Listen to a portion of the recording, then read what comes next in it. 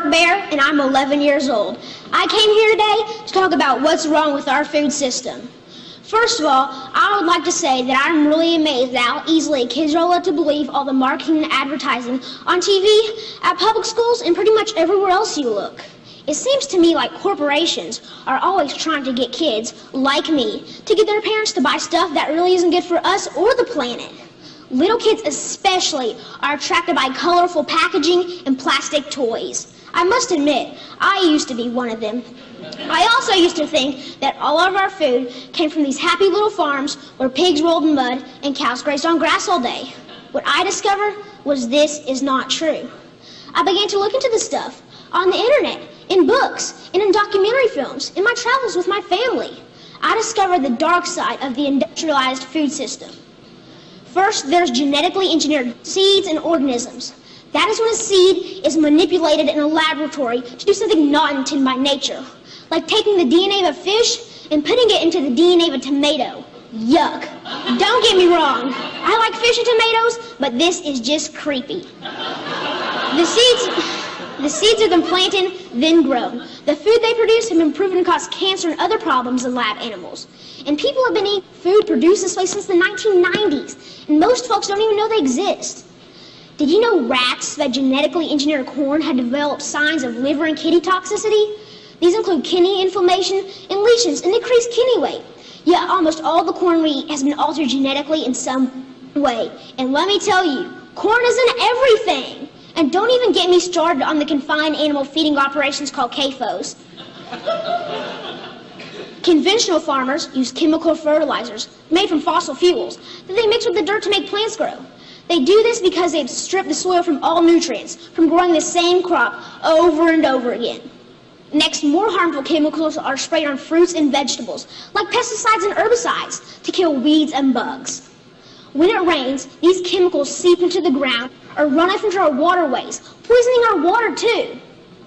Then they irradiate our food, trying to make it last longer, so it can travel thousands of miles from where it's grown to the supermarkets. So I asked myself, how can I change? How can I change these things? This is what I found out. I discovered that there's a movement for a better way. Now, a while back, I wanted to be an NFL football player. I decided that I'd rather be an organic farmer instead. That way...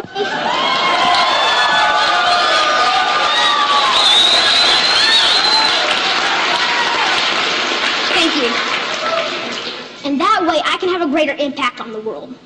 This man, Joel Salatin, they call him a lunatic farmer because he grows against the system. Since I'm homeschooled, I went to go hear him speak one day. This man, this lunatic farmer, doesn't use any pesticides, herbicides, or genetically modified seeds. And so for that, he's called crazy by the system. I want you to know that we can all make a difference by making different choices, by buying our food directly from local farmers or neighbors who we know in real life. Some people say organic or local food is more expensive, but is it really? With all these things I've been learning about the food system, it seems to me that we can either pay the farmer or we can pay the hospital.